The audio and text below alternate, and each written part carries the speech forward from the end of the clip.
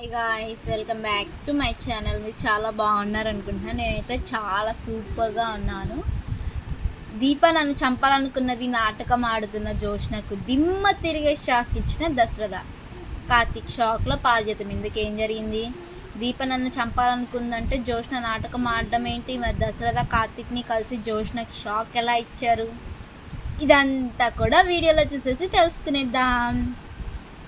కార్తీక దీపం ఇది నా సొంతం అప్కమింగ్ ఎపిసోడ్స్లో ఏం జరగబోతుంది అనేది ముందుగా తెలుసుకోవడానికి వీడియోని లైక్ చేసి ఛానల్ సబ్స్క్రైబ్ చేసి పక్కన బెల్ ఐకాన్లో ఆల్ టైప్ చేయండి. మొత్తం మీద చూసుకున్నట్లయితే సుమిత్రతో ఎలా అయినా అన్నం తినిపించాలని చెప్పేసి దీప అయితే అనుకుంటుంది. అలా అనుకున్నటువంటి దీప ఇంట్లోనే వాళ్ళందరితో ఆ విషయం గురించి మాట్లాడితే, కార్తీక్ నా దగ్గర ఒక ప్లాన్ ఉంది, అది వర్కౌట్ అవుతుందో లేదో తెలియదు, బట్ వర్కౌట్ అయితే మాత్రం నెక్స్ట్ అయితే సరే, అవ్వకపోతే కొత్త ప్లాన్ ఆలోచిద్దామని చెప్పి అంటాడు. ఇంకా ఉదయాన్నే ఇద్దరు కలిసి దశరథ వాళ్ళ ఇంటికి బయలుదేరుతారు. వెళ్తూ ఉండగా చిమ్మ చీకట్లో చక్కటి ఆకాశంలో వెన్నెల వెలుగులో ఉంది. నీ తలలో ఉన్న ఈ మల్లెపూలు పెట్టుకొని భార్యగా ఎదురుగా కూర్చుని ఉంటే ఆ పూలు సువాసనకి ఏ భర్త అయినా సైకిల్ తొక్కగలుగుతాడా, కానీ నేను కాబట్టి తొక్కుతున్నానని చెప్పి అంటాడు. ఏంటి బాబు గారు పొగడ్తల వర్షం కురిపిస్తున్నారు, అయితే నేను వెనక్కి కూర్చుంటాను అని అంటుంది దీప. ఏంటి వెనక్కి కూర్చునేది? వెనక్కి క్యారియర్స్కి బోల్ట్ ఊడిపోయింది, చెప్పాను కదా మెకానిక్ షెడ్కి తీసుకెళ్ళాలి, దాన్ని రిపేర్ చేయించాలని చెప్పి అంటాడు. ఈలోపే సైకిల్ టైర్ కూడా పంచర్ అవుతుంది. అబ్బా సరిపోయింది, ఆలస్యం అయితే ఆవిడ గారు వేసే పనిష్మెంట్స్కి మనం తట్టుకోలేమని చెప్పి ఇంక కార్తీక్ అంటూ ఉంటాడు.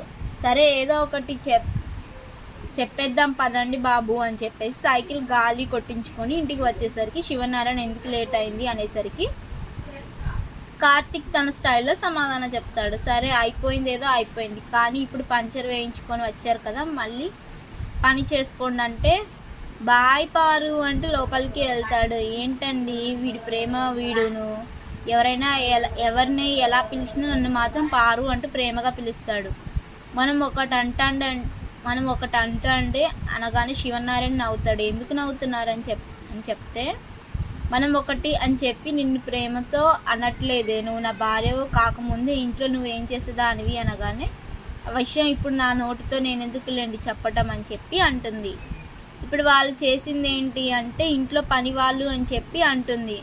మరి అప్పుడు మనం పెళ్ళి కాకముందు నువ్వు కూడా అని అంటే నన్ను పనిదాన్ని చేసేసాడు వీడు, వామ్మో బోర్ మనవడో ఎంత తెలివితేటలరా నీకు అని అంటూ ఉంటే శివనారాయణ లోపలికి వెళ్ళిపోతాడు.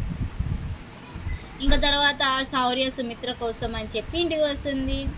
ర్యాపిడో బుక్ చేసుకొని వచ్చి నేను వస్తున్నా అంకుల్, మళ్ళీ వస్తాను అని చెప్పేసి బయట ఉంటుంది. దాంతో అతను అక్కడే ఉండి శౌర్య లోపలికి వెళ్ళి అమ్మమ్మ అని పిలుస్తుంటే ఈలోపు పారిజాతం ఇంకా జోష్న అడ్డుకుంటారు. వాళ్ళిద్దరిని దాటి మొత్తానికి శౌర్యని దీప పైకి తీసుకెళ్తుంది. జోష్న మాత్రం ఏంటి ప్రేమలు వలకబోసి ఇప్పుడు మా అమ్మని ఇంకా బాధ పెట్టాలనుకుంటున్నారా అని చెప్పి అంటే, సింపతి గెయిన్ చేయడానికి కూతుర్ని అడ్డు పెట్టుకుంటున్నారేమోలే జోష్న అంటుంది. చూడు, సింపతి గెయిన్ చేయడం కోసం పెళ్లి నాటకాలు ఆడేవాళ్ళు నాకు తెలుసు, అలాంటిది పసిపిల్లలు వచ్చి అమ్మమ్మ అని పిలిస్తే సింపతి గెయినింగ్ ఉండదు అక్కడ అని చెప్పి అంటాడు కార్తీక్. ఇంకా ఈలోపు కార్తీక్ కూడా పైకి వెళ్తాడు. వీళ్ళు అక్కడ ఏం చేస్తున్నారో చూడాలి పదవే అంటూ ఉంటే శౌర్య అక్కడున్న యాపిల్ని తీసుకొని చాక్ తీసుకొని పైకి వెళ్తుంది. ఇంకా సుమిత్ర గది దగ్గరికి వెళ్ళి తలుపు కొట్టి అమ్మమ్మ అని పిలుస్తుంది. శౌర్య గొంతులో ఉంది ఏంటి అని చెప్పి అనుకుంటూ సుమిత్ర వచ్చి తలుపు తీసేసరికి ఎదురుగా దీప ఉంటుంది. నువ్వా అంటుంది సుమిత్ర. అమ్మమ్మ నేను కూడా అంటూ శౌర్య బయటకు వస్తుంది. అమ్మమ్మ అనకూడదమ్మా, అమ్మగారు అనాలి అని చెప్పి అంటే, అలాగే అమ్మ అంటూ అమ్మగారు మీరు భోజనం చేయలేదంట, మా అమ్మ మీద కోపంతో భోజనం చేయకుండా ఉండకూడదు, భోజనం మీద అలగకూడదు, మీరు నాకు చెప్పారు కదా అమ్మగారు, అందుకే నేను వచ్చాను అని చెప్పి అంటుంది. ఇంకా వెంటనే ఇంకా చాలే కానీ లోపలికి వెళ్ళి మంచం మీద కూర్చో అని చెప్పి శౌర్యను లోపలికి పంపించి తలుపు వేసి దీపని చేపట్టుకొని పక్కకు తీసుకొచ్చి నువ్వు ఇటురా అంటుంది. ఇంకా అలా వచ్చిన తర్వాత పసిపిల్లతో అమ్మగారు అనిపిస్తావేంటి అని చెప్పి అంటే, నేను మాట్లాడే ప్రతి మాటల్లో నువ్వు నీకు అనుకూలంగా చేసుకుంటున్నావేంటి అని చెప్పి నా కోపాన్ని కూడా నీకు అనుకూలంగా మలుచుకుంటున్నావు అని చెప్పి, నేను అసలు అనుకోలేదు అని చెప్పి అంటే, నిన్ననే నాకు నీ గురించి పూర్తిగా అర్థమైంది అని అంటుంది. నేనేం చేశానమ్మా అంటే నాకు అర్థమైంది, నిన్న జరిగిన దానికి నువ్వు అనుకుంటుంటే ఖచ్చితంగా నేను తినను, కాబట్టి నువ్వు వండింది నేను తినాలి చేయటానికే కదా శౌర్యాన్ని పిలిపించావు అని చెప్పి అంటుంది. లేదమ్మా, నేను అలా ఏం అనుకోలేదు, నాకు కావాల్సింది మీరు భోజనం చేయడం, మీరు అలా పస్తుండడం నేను చూడలేననగానే నీ తెలివి గురించి నాకు తెలుసు దీప అని అంటూ ఉంటే, ఈలోపు అమ్మమ్మ అని చెప్పి లోపల నుంచి పిలుస్తుంది. వస్తున్నా అమ్మ అని చెప్పి గబగబా లోపలికి వెళ్తుంది. అయ్యో మర్చిపోయా అమ్మమ్మ అనేసాను అంటే, నోరు ముయ్యవే, మీ అమ్మ ఏదో చెప్పిందా, నువ్వు అమ్మమ్మ అనటం మొదలు పెట్టకు, అర్థమైందా? సారీ అమ్మగారు అనటం మొదలు పెట్టకు, అర్థమైందా అంటే, అమ్మమ్మ అని పిలవాలి అంటే, సరే అయితే నేను అమ్మమ్మని పిలవాలంటే నువ్వు ఈ యాపిల్ తినాలి అంటూ, అమ్మ భోజనం పెట్టి తీసుకురా నేను అమ్మమ్మకి తినిపిస్తానగానే, నువ్వు నాకు తినిపించేంత ఆరందారి అయిపోయావంటే అంటుంది సుమిత్ర. మరి నేను తినకుండా మారు చేస్తున్నప్పుడు నువ్వు తినిపించావు కదా అమ్మమ్మ, అందుకే ఇప్పుడు నేను నీకు తినిపిస్తాననగానే, ఇంకా ఆ మాట వినడంతో దీప గబగబా కిందకి వెళ్ళి ప్లేట్లో భోజనం వడ్డించి ఇంకా వండిన కూరల్ని వేసేసి తీసుకొని వస్తుంది. ఇంకా అంతే, గబగబా ఇంకా భోజనం అంతా తీసుకొని వచ్చేసరికి శౌర్య తన చిన్ని చేతులతో ప్లేట్లో పెట్టుకొని లోపలికి వస్తుంది. వచ్చి ఆ మంచం మీద పెడుతుంది. తను తీసుకుంది కదా, నువ్వెందుకు వెళ్ళవే పడిపోతే అని చెప్పి అనగానే, అమ్మ మీ గదిలోకి రాకూడదని చెప్పారంట కదా అమ్మగారు అనగానే, అమ్మగారు అని పిలవద్దని అన్నానా అని చెప్పి అంటుంది సుమిత్ర. అది నువ్వు చెప్పావంటే కదా అమ్మమ్మ, అందుకే అమ్మ నన్ను పిలిచి నన్ను తీసుకెళ్ళమంది అని అనగానే, సర్లే కూర్చో నేను నీకు అన్నం తినిపిస్తా అంటుంది.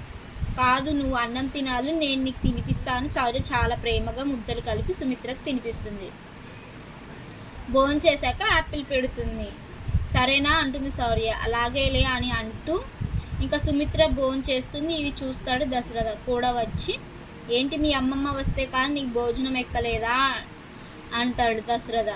అవుననుకోండి, ఏం చేస్తాను, ఆకలికి ఆగలేకపోయాను, దాన్ని చూశాక అది కాస్త బయటకు వచ్చేసింది, అదేమో నువ్వు తింటే తప్ప నేను తినను అని చెప్పి మారం పట్టుకు కూర్చుంది అని అంటూ ఉంటే, సరే తాతయ్య అమ్మ భోజనం అయిపోయింది, నేను ప్లేట్ ఇచ్చేసి వస్తుంటే నేను తీసుకెళ్తాను ఇవ్వమ్మా అంటే, వద్దు అత్తయ్య, తాతయ్య ఎంగిల్ ప్లేట్ ఎవరికి చేతికి ఇవ్వకూడదు అమ్మ చెప్పింది అంటూ గబగబా వచ్చి దీప చేతికి ఇస్తుంది. దీప అది తీసుకొని శౌర్య చేతులు కడుగుతుంది. ఇంకా వాటర్ బాటిల్ ఇచ్చి అమ్మమ్మకు వాటర్ పట్టించు అని చెప్పేసి ఇంకా లోపలికి తీసుకెళ్ళి సుమిత్రకు నీళ్లు పట్టిస్తుంది. ఇంకా శౌర్య అయితే ఇంకా అయిపోయాక నేను నీకు యాపిల్ కట్ చేసి పెడతాను అని శౌర్య గబగబా చాక్ తీసి యాపిల్ కట్ చేసి ఉంటే ఆ చాక్ కాస్త శౌర్య చేతికి తగ్గింది. శౌర్య అంటూ బయట నుంచి దీప అనేసరికి, నువ్వు కంగారు పడుకు అమ్మమ్మ, ఇక్కడ ఉంది కదా అని చెప్పి అంటూ ఉంటే, దాని కూతురికి చేయి అయినా సరే అది లోపలికి అడుగు పెట్టలేదు. చాలా పౌరుషం నాకులానే అంటుంది సుమిత్ర. అంతేలే సుమిత్ర, దీప ఒక్క మాట పడడానికి మాత్రం అస్సలు ఇష్టపడదు కదా, మనకి తెలిసిందేగా అంటూ గబగబా ఫస్ట్ ఎయిడ్ బాక్స్ తీసుకొచ్చి శౌర్య చేతికి వేలికి కట్టు కడతారు. నువ్వు ఎందుకమ్మమ్మ, నేనున్నా కదా అని అంటూ ఉంటే ఇంకా సుమిత్ర చాక్ యాపిల్ కట్ చేసి శౌర్యకి తినిపిస్తుంది. అలా తిన్న తర్వాత ఇంకా నేను బయలుదేరుతానమ్మమ్మ అని చెప్పి అంటుంది శౌర్య. సరే జాగ్రత్తగా వెళ్ళు, నాన్నకు చెప్తాను, ఇంటికి తీసుకువెళ్ళి దింపుతారు అని అంటుంది. వద్దు, ఎందుకు నాన్న, నన్ను ఒక అంకుల్కి ఇచ్చి పంపించింది నాయనమ్మ అని అంటే, అతను ఉన్నాడా అంటుంది. నేను వచ్చే వరకు ఉండమని చెప్పాను అంటే, వాళ్ళకేమో పనులు ఉంటాయి కదే అనగానే, పర్వాలేదు ఉంటాడులే, నేను వెళ్తాను, నువ్వు కంగారు పడకు, నీ కాలు జాగ్రత్త అని చెప్పేసి చెప్తుంది. శౌర్య అలాగే ఆరిందా అంటూ ఇంకా సుమిత్ర బయటకు రాబోతుంటే, నువ్వు బయటకు రాకమ్మ, లోపలే ఉండి కాలు తగ్గే వరకు అమ్మని నీ రూమ్కి రావడానికి పర్మిషన్ ఇవ్వు. ఈరోజు ఎలాగో భోజనం తినేసావు కదా, సో రోజు అమ్మ చేతి వంట తినేసాయి, బయట ఫుడ్ నీకు పడదు కదా, నువ్వు తినట్లేదు అని చెప్పి అమ్మ ఇంటికి వచ్చి అన్నం కూడా తినలేదు తెలుసా, నీకు ఇవాళ ఉదయం టిఫిన్ తినమంటే అది కూడా తినలేదు, అమ్మ తినకపోక మాకు కూడా ఏం వండను అన్నట్టుగా అంటే, నాన్నమ్మ సరేలే మీ అమ్మకు పెట్టుకు వెళ్ళు అని చెప్పి తిట్టింది అనగానే ఒక్కసారిగా సుమిత్ర షాక్ అయిపోతుంది. ఎందుకు అలా చేయటం, ఇంట్లో వాళ్ళు కడుపులు మార్చడం, తన కూడా తినాలి కదా అని చెప్పి అంటుంది. నువ్వు తినకపోతే మా అమ్మ తినదు కదా అని చెప్పేసి ఇంకా శౌర్య బాయ్ అంటూ వెళ్ళిపోతుంది. నా వల్ల దీప కూడా భోజనం చేయలేదన్నమాట అనుకుంటూ ఉంటుంది. ఇదంతా చూసిన జోష్నకు ఒక్కసారిగా దిమ్మ తిరిగే షాక్ తగులుతుంది. అసలు నేను అనుకుంటుంది ఏంటి, ఇక్కడ జరుగుతుంది ఏంటి? ఒక పక్క మనవరాల్ని దగ్గరికి తీసుకొని మనవరాల కోసం అన్నం తినేసింది మా అమ్మ. అదే సొంత మనవరాలని తెలిస్తే ఇంక అసలు పట్టుకోగలమా? ఇంకా దీప వంట తింటున్నానని చెప్పి మమ్మీ చెప్పేసింది. ఇంకేముంది, వీళ్ళిద్దరిని విడదీయడానికి నా దగ్గర ఏ అస్త్రం ఏడ్చింది అని అనుకుంటూ ఉండగా పారిజాతం జోష్న వంక చూస్తూ ఏం ఉపయోగమే, ఇలా ఇంత చేస్తూ ఈ బుడ్డదాన్ని వచ్చి మొత్తం నాశనం చేసింది అని చెప్పి అంటూ ఉంటే, ఎవరెన్ని చేసినా నా ప్లాన్స్ నాకు ఉన్నాయి రాని, ముందు ఈ దీపాన్ని ఇంట్లో నుంచి బయటకు గెంటేయాలి అంటూ ఉంటే, అది మన వల్ల అయ్యే పని కాదులే జోష్న అని చెప్పి అంటుంది పారిజాతం. దాంతో ఇంకా వెంటనే జోష్న పారిజాతంతో నా దగ్గర ఒక ప్లాన్ ఉంది, నువ్వు ఆ ప్లాన్ ప్రకారం చేయని చెప్తుంది. ఇంకా సరే అంటుంది పారిజాతం. దీప శౌర్య అయితే అక్కడి నుంచి వెళ్ళిపోయారు, కానీ కార్తిక్ మాత్రం వెళ్ళలేదు. వాళ్ళ ప్లాన్ వింటాడు. సరే జాగ్రత్తగా పద అని అనుకొని ఇంకా వెంటనే కార్తిక్ వాళ్ళని ఫాలో అవుతాడు. చూడు గ్రాని, నేను వేసుకున్న సిపిఎం పిల్స్లో ఒక 10 తీసుకురా, వాటిని జాగ్రత్తగా పొడి చేసేస్తాను, వాటిని ఒక పాల గ్లాసులో కలుపు, అర్థమైందా అని చెప్పి అంటుంది.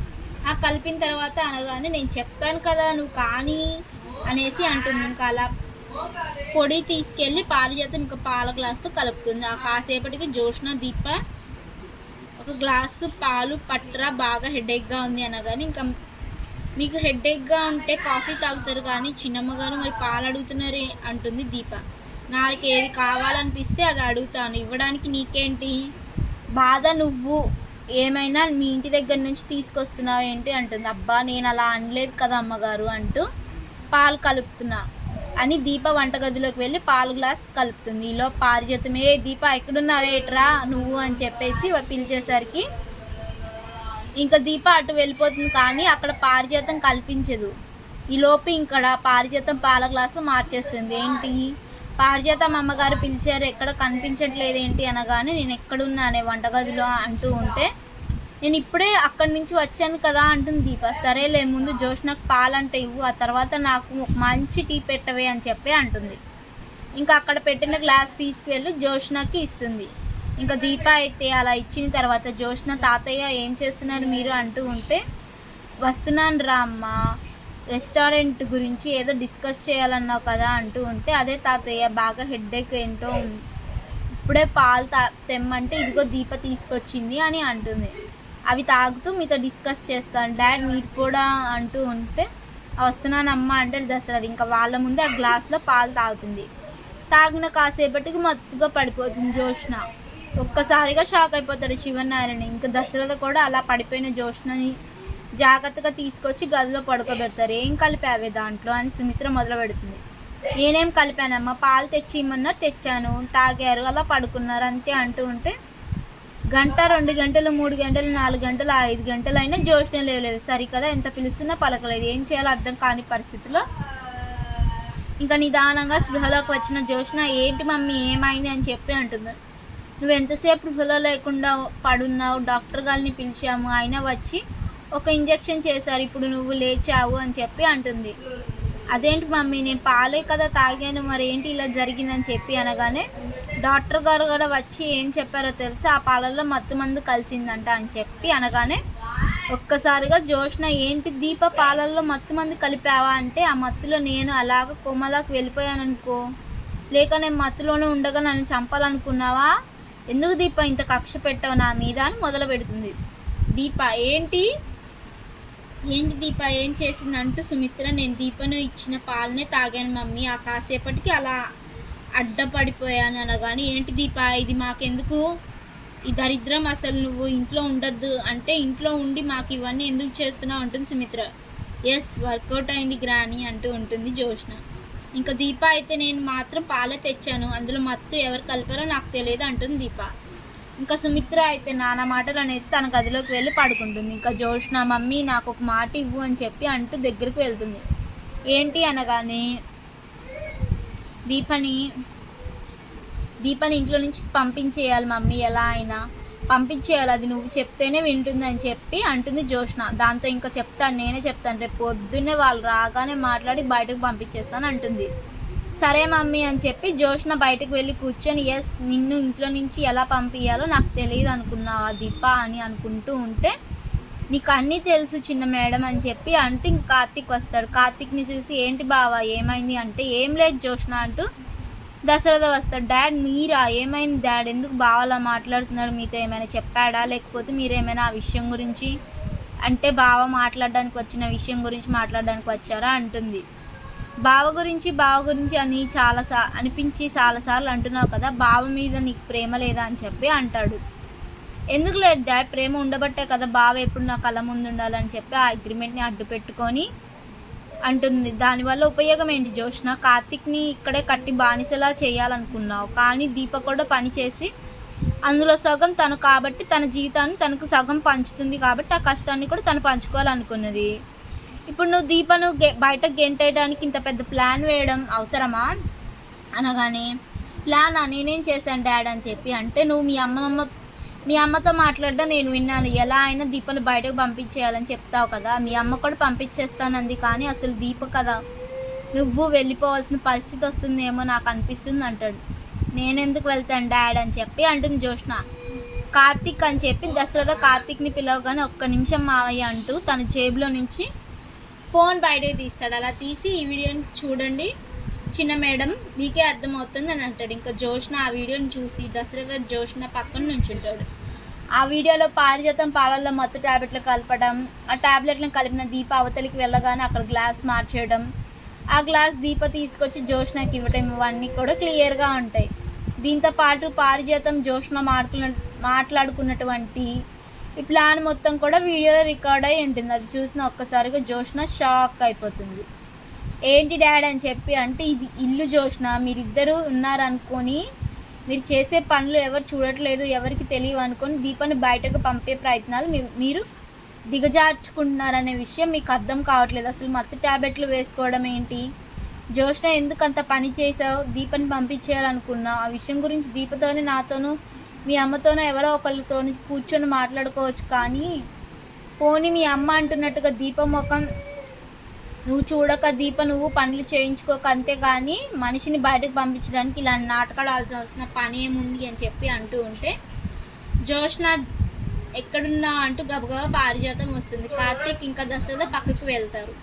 అలా వెళ్ళేసరికి వచ్చి ఏం ప్లాన్ వేసావే, మొత్తానికి సూపర్గా మీ మమ్మీ దాన్ని ఇంట్లో నుంచి బయటకు గెంటేస్తానంది, ఎలా అయినా రేపు పొద్దున్న ఇది రావడంతోనే ఇంట్లో నుంచి బయటకు గెంటేస్తుంది, మీ అమ్మ ప్రశాంతంగా ఉండొచ్చు అని చెప్పి అంటూ ఉంటే, గ్రానీ నువ్వు నోర్మోయి అంటూ ఉంటే మొత్తానికి ఆ ట్యాబ్లెట్ల ఐడియా మాత్రం బాగా పనిచేసింది, మొత్తం ఆ పొడి వేసిస్తున్నా నాకు భయంగానే ఉంది, ఎక్కడ నువ్వు మత్తులోకి వెళ్ళిపోతావు అని, కానీ మత్తులోకి వెళ్ళకుండా చాలా జాగ్రత్త పడ్డావు కదా అని అంటుంది పారిజాతం.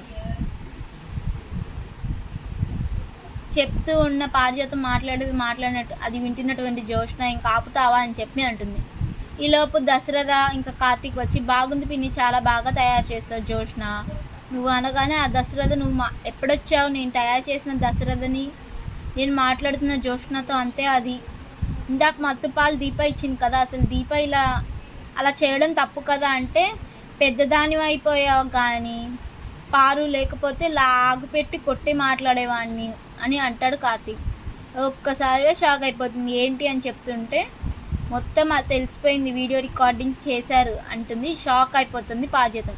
ఇప్పుడు ఈ విషయం కనుక తాత దగ్గరికి కానీ అమ్మ మమ్మీ దగ్గరికి కానీ తీసుకువెళ్ళిందంటే మొత్తం నోరు మూసుకోండి అనగానే ఇంకా పారిజాతం వంక కార్తీక్ చూసి, చర్చ్ తెలివితేటలు 1980s తెలివితేటలు చూపించావనుకో అనవసరంగా నువ్వే ఇబ్బంది పడతావు, సైలెంట్గా ఉండు అర్థమైందా అంటాడు కార్తీక్. అలాగే లేరా అంటూ ఉంటే, ఇప్పుడు పారు అని పిలవచ్చా అనగానే ఆ పిలుచుకో అంటూ ఉంటుంది.